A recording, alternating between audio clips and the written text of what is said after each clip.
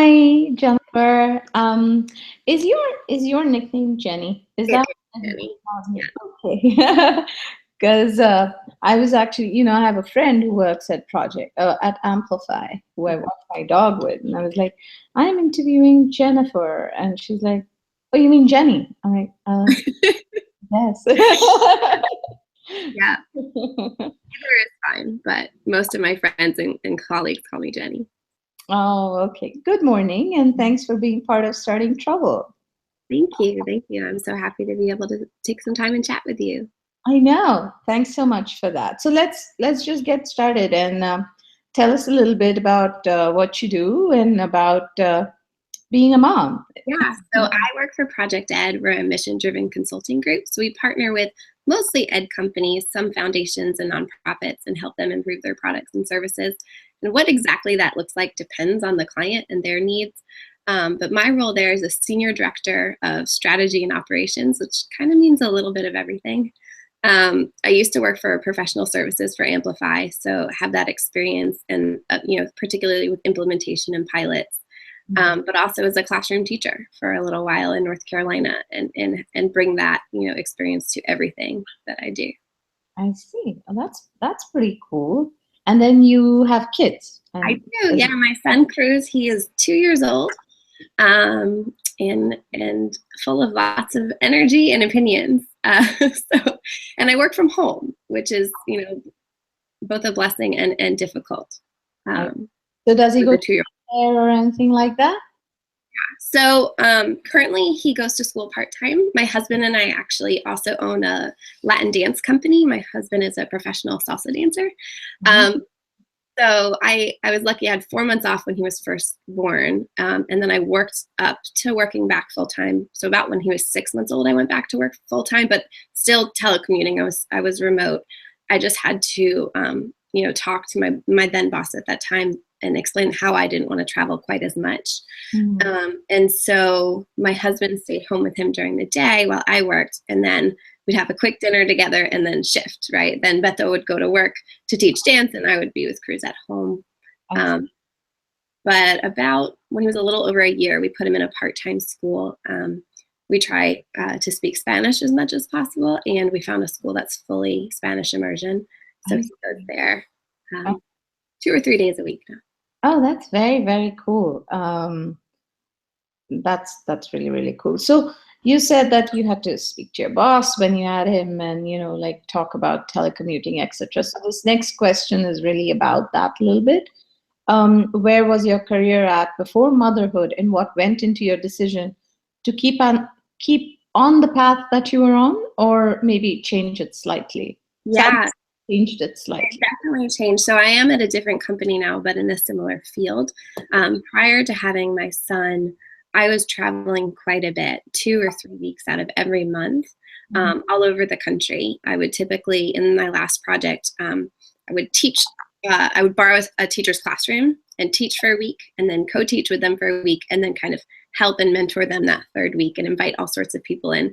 And so obviously that amount of time away from home was just not going to be manageable. And I made that very clear, prior to maternity leave. So when I came back from maternity leave, there was still work to be done, but it was slightly different. And that company was kind of going through a shift shortly after I came back, and I was presented with 2 options. We have this department that could really use you doing this, this, and this. We have this department where you don't know anyone at all, but we think you might be a good fit. And because that second, which happened to turn into what is now Project Ed, didn't require travel, I said, well, that's the direction that I would prefer to go. If I didn't have my son, I probably would have been more likely to choose the department that with which I was more familiar, but I think it actually worked out in my benefit in the end. I see. And then when so the previous company, then you're talking about Amplify to Project Ed. Correct. Sort of transition. Oh, that's great. I didn't know that Amplify had an office where you're at. So they used to have an office in Durham, North Carolina, which is close to me, and they closed it down about a year and a half ago. But I even worked from home then because I was traveling so much, and most of the folks in that office were from the math department, and I was more in working with ELA through professional services. I see. That's pretty exciting. So, but you still travel, but it's a lot less because Project Ed is obviously HQ'd in Brooklyn, New York. We had another person, actually, the CEO of your company, on the show Yeah. last season. So She's awesome, and I can't say that enough with just such sincerity. I didn't know her when I decided to join Project Ed, and we then spun off from Amplify and are now functioning, in providing these services to companies, across the board in education. But I'm so grateful to work with her, and I think it's just because she's awesome. The fact that she's a woman and a mom is just bonus on top of that. But she really understands, not, I wouldn't just say work-life balance, right? But this idea that in order to have your employees working at 110% for you, you really need to value them and trust them. And, I just am so grateful because I go up to New York about once a month, especially in the beginning, right? Because we had this team of about 24 people. I didn't know anybody. So establishing those relationships was really important. And she was completely happy to foot my travel bill, even if a client wasn't involved, so that I could make those relationships. And, this week is a really good example. Some things in life came up where I was supposed to be in New York this week, and it just wasn't the best choice. And it also was more expensive because it's around a holiday. right. That I just pinged her on Slack and said, Kate, I can come if you still want me to, but I'm thinking it's not the best choice right now, and here's why. And she's like, sure, that's totally fine. So I really have the flexibility, and I'm just so grateful. Yeah. Not everybody does.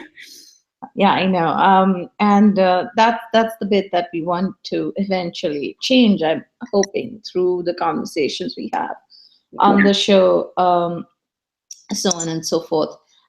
So going into sort of the next question, we live one kind of life before the child and a very, very different one after the child. And for some reason, I was caught quite unawares with that. I mean, you'd think you'd know, but my mom did such an excellent job balancing her work life that I didn't really think that I was going to have to make so many changes. It also doesn't help that I'm a first generation American, and all of my family is all over the world.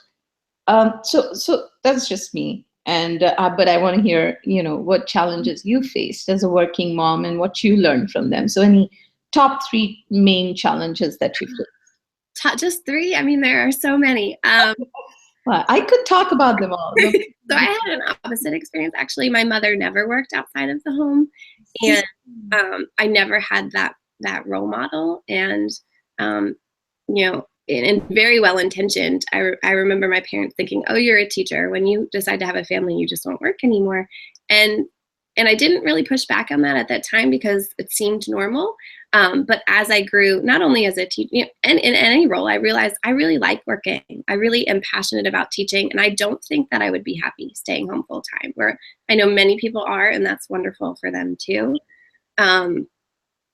But it was really hard for me because I didn't have any models in my life to really see how can you be a wonderful mother and a wonderful employee at the same time. At least not any that I felt comfortable reaching out to or really talking to at any depth. So that was a struggle. And for the first couple months when I was home with my son, I made new mom friends, right? Because I was going to events with my child, and 95% of them are still at home. So while I made those relationships and had a bit of a mom tribe then, that really changed when I went back to work, right? Because they're still getting together for play dates and going on museum trips and building their friendships even stronger. And now I'm kind of not so much in that loop. So I had a really hard time, I guess, finding that mom tribe that was in the same space that I was, the same season of life to kind of ask those questions to. And initially it ended up being Kate, my CEO, who was, who has young children and gets it, and there's Cheryl, another mom, and there's plenty that work with me now. But locally, I've had to kind of really reach out and find people to connect with here, or go out of my way to kind of make a play date happen when you have a holiday or a weekend. So I think the biggest struggle was kind of that, altering what I thought was normal, right? And then finding a mom tribe to kind of support me. Right. And how do you feel social media plays into that? Because somehow I was like I said, I never really thought about this as much as when I started experiencing it. But Facebook's been awesome. There are so many different kinds of mommy groups. There's one for hip dysplasia when my daughter went through that surgery and recovery. And it's been pretty awesome. I don't think Twitter, LinkedIn really have anything, but Facebook helps. What has been your experience with trying to find this tribe of people that Absolutely. So breastfeeding and nursing was really difficult for us, but something I really wanted to do. And so a nurse at the hospital suggested this group that met once a week. It wasn't La Leche, but similar. And they have, after I went to those meetings, which were amazing, they have an online community as well. So I joined that, and that was a huge help, especially when trying to figure out nursing and pumping and flying and traveling, that was not easy. And just being able to hop on Facebook and ask a quick question and have these, women who I don't really know, but have since become good online friends, respond and give advice. And that group actually has spin-off groups. Okay, cool. Yeah, because you didn't grow up and right. So I'm no longer nursing, but I have the kind of the spin-off group of, folks we can ask parenting issues from. Right. That's been really helpful. But I also think there's a flip side to social media. Like, I can see all of my mom friends that I mentioned before who are still great friends of mine and all the wonderful things they're doing. And it's really easy to fall into the trap of, oh, but I'm not taking my kid to the zoo today, or my kid's not going on that really awesome play date. And really, really easy to feel guilty because you start thinking of all the things he's missing out on. So. Does it have to do with social media or us as women? Probably both. I think social media, it makes it a little easier to see. I see. One of the things that my personal experience was when my daughter was going through a hip dysplasia recovery, was that outside of the United States, there seemed to be better organization of support groups. Interesting. In the UK, there's this whole big organization called Steps, I think, that really had so much content around, she was a full body cast. So just down from how to change her diaper or how to look after her cast. What if you have accidents in the cast, how do you clean it out? And all these videos that really, really helped me because there's nobody around really to ask or show me, because it's one thing to have a conversation, but quite another to actually see, like a show and tell, and this is how you do it sort of thing. So I feel like, and this is a question I'll ask you further down the road, but in the interview, but I think utilizing social media with the physical world and linking that up a little bit more closely help us moms go a long way, in terms of the hospitals that you give birth at, if they could provide this information about the social groups that exist around you, etc. So this is what I love about Starting Trouble. We find solutions as we speak. I would have known about that group had she not told me. You're totally right. Were there any other challenges that you want to talk about? Sure. I mean, I think another challenge was figuring out the right balance between our household. I live with my husband. At the time when my child was young, my parents were in Hungary. His family was in Ecuador. So we didn't really have, extended family to reach out for help. And yet we were trying to figure out, just the simple things, who's doing the dishes, who's doing the laundry, and also just making sure that our relationship stayed strong while we're kind of incorporating this new little person. And it was really hard for us to figure it out. I don't know. I'm not sure that I can pinpoint a reason why, but it took us a long time to kind of come to terms with what changes we need to make to our kind of function so that we could still get along and still feel like we each have our own time and be with our son. And that was really, really difficult. I mean, it probably took us until he was at least a year for me to really feel like we understand what our roles are and how we support each other and how not to kill each other because, emotions are high when you have a baby and you don't have a lot of sleep. I mean, and thanks for being like open and honest about that. I swear to you, in the first 2 years of my daughter's life, I must have divorced my husband at least Yeah. because it's just very difficult. And again, growing up in India, even though my family has always been very feminism oriented, and my husband's family has been very open minded and unorthodox in many ways, still there are some roles that we sort of fall into, whether or not you wanted it that way. And that does take time. That understanding takes time. It's kind of unfortunate that we didn't figure it all out when I needed the help the most. She's a Right. lot more independent now, so it's easier to be more understanding of each other because I have like breathing room and mental Yeah. uh, space. And I didn't, just like you, I didn't have any family nearby to help support. But yeah, thanks for bringing that up. And how was there anything that you did specially to sort of sort things out? Well, just in terms of, I think the first thing for me was just acknowledging that I wasn't okay. When my son was really young, I was working so hard to present to the world that I've got this. I'm very type A, so I was like, here's all the different ways that I'm being an excellent mom, and I almost felt like if I were to show that other side, which I don't agree with this thinking now, but looking back, I can say if I would have been more open about, I'm struggling, here's how I'm struggling, or here's how you can help me, I think I would have been a lot better. But I felt like at that time that would reflect badly on me as a mom. And I hope that if we choose to have another one, or I encourage my friends who are starting families now, just to don't feel like if you have to make everything look perfect. And it's actually quite normal to have some growing pains, and really appropriate to reach out for help. And so once we did that, things got a lot better. We're active in a church. We had friends come over and bring us meals for a little bit. We have like a meal service now, which seems like such a luxury, but in times when seasons where things are really rough, like my husband's trying to finish his degree and work full time, and I'm working full time.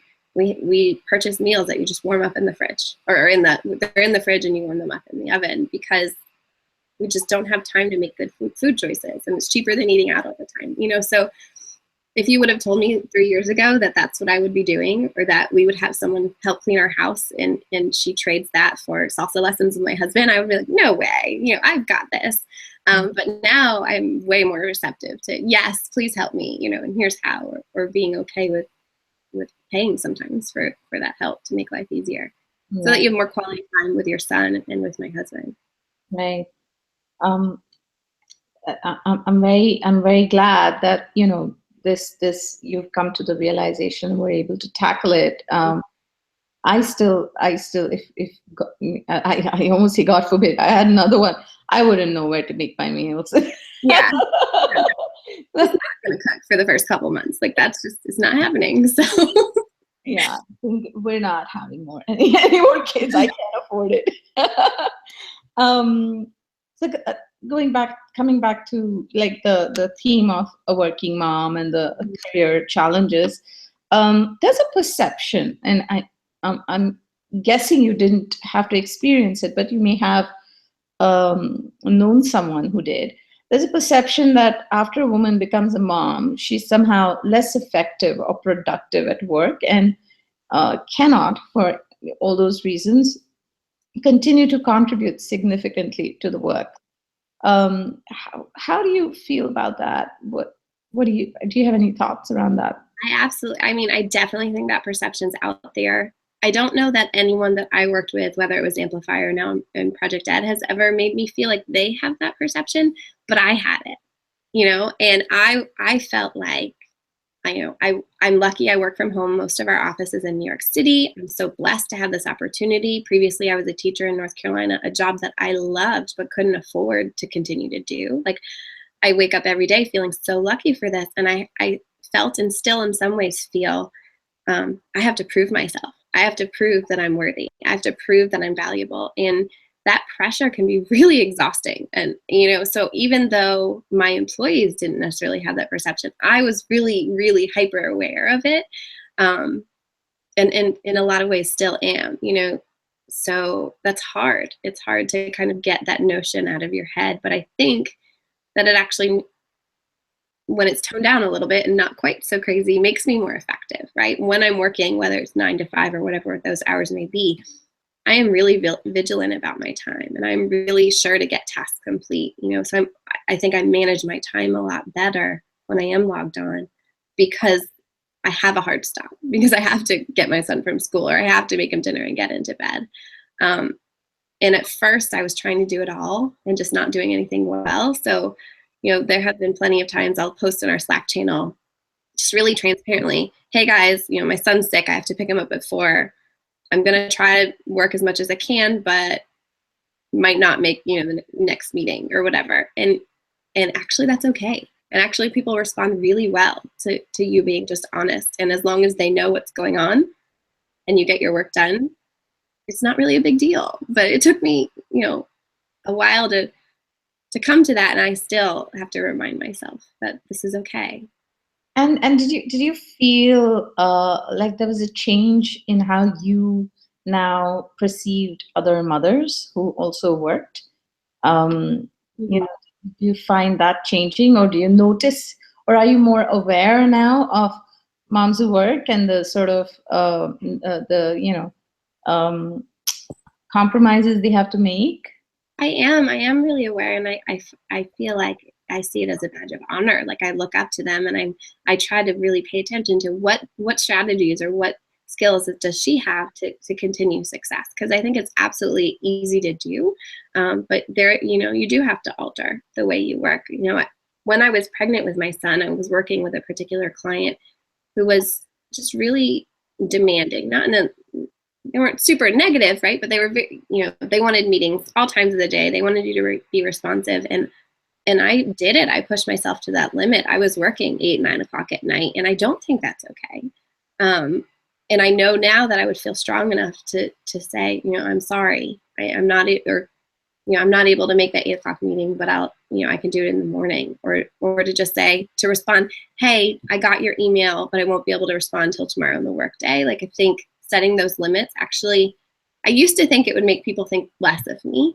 I now realize it actually makes people respect me more, for setting those limits and respecting my time. Right. Sort of moving, into the next question, as a result of this perception and all the challenges we have to face, I personally, I feel that women contribute very significantly to the nation's economy and to corporations in general. And it's just sad that so many of us have to, have to step back after having children. So first step is to acknowledge the problem. Next step is to sort of, come to a consensus about what it is that society, large corporations, small businesses, etc., since you have a little bit of both, in terms of experience, can do to help make things easier for moms who return to work, so that they can continue to contribute significantly without constantly feeling that pressure as you did, and you put it on yourself. But what is it that you think that companies can do, society can do to help? Sure.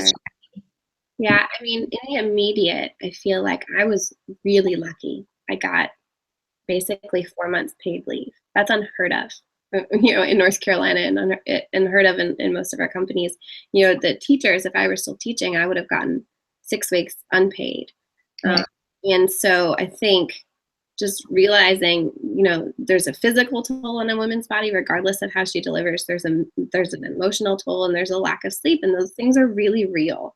And so I do believe that women should have more time to be able to stay at home, and maybe they choose not to, and that's okay. But I have friends that have gone back to work that can barely walk from having surgery, and that's just not okay. But they're pushing themselves because they want to prove themselves. I think in those first couple of months, if a mom chooses to breastfeed, that having time to pump is really important. We have a privacy room. You can sign up for a calendar. It's totally okay. But again, I have friends who are teachers who are literally, begging for someone to come cover their class for 15 minutes, so they can do this, and they have to go in a coat closet, and it's really not okay. and there's such an emotional stress where it doesn't have to be. It would be a really low-hanging fruit for a principal to be like, you know what, you can have these 20, 30 minutes. We'll cover your lunch duty. I think those conversations just need to happen, and people just need to stop thinking that it means she's doing less of a good job. I think, unfortunately, it pushes a lot of people out of working who otherwise might stay and be a really wonderful employee because they don't feel supported. Right.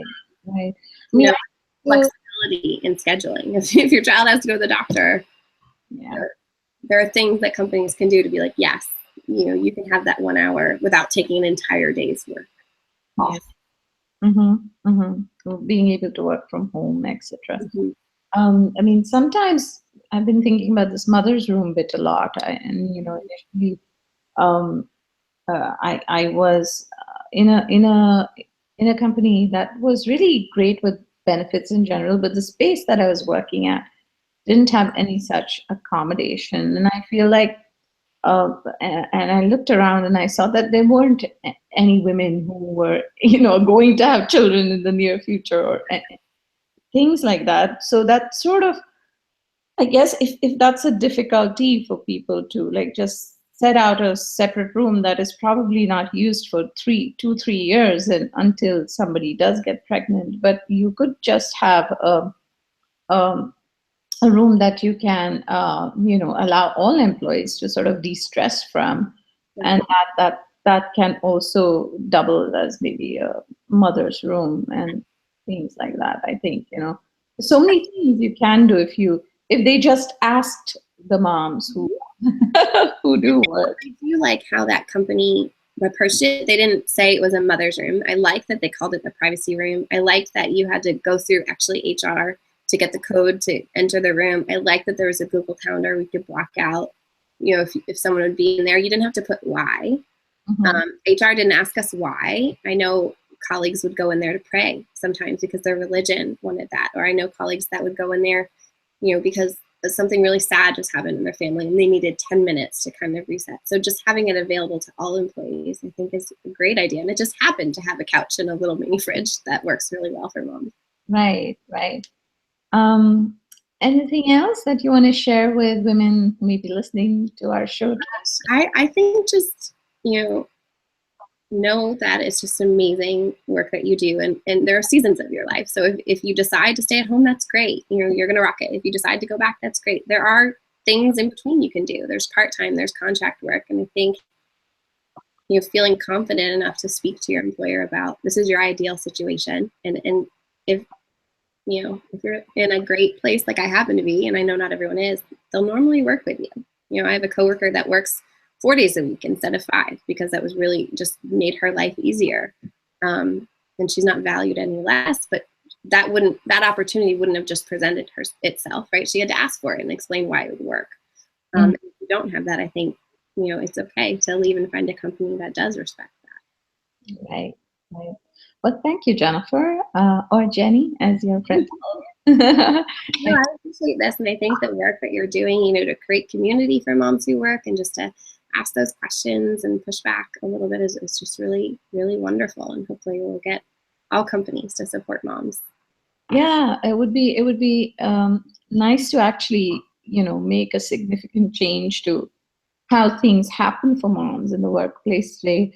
We've had conversations about small businesses maybe not being able to afford to give long leaves of absence, but there's always, I feel like you and I belong to generally the same world of problem solving, right? When you've identified the problem and if there's a will, there's most definitely a solution out there. And none of this is, women have had children for eons, and still continued. And all of us, unfortunately, continue to solve our personal problems in our own isolated areas, isolated, lives. And if we could just come together and sort of what you've learned, what I've learned, and sort of present it to the next person, and make that learning available, it may help, hopefully.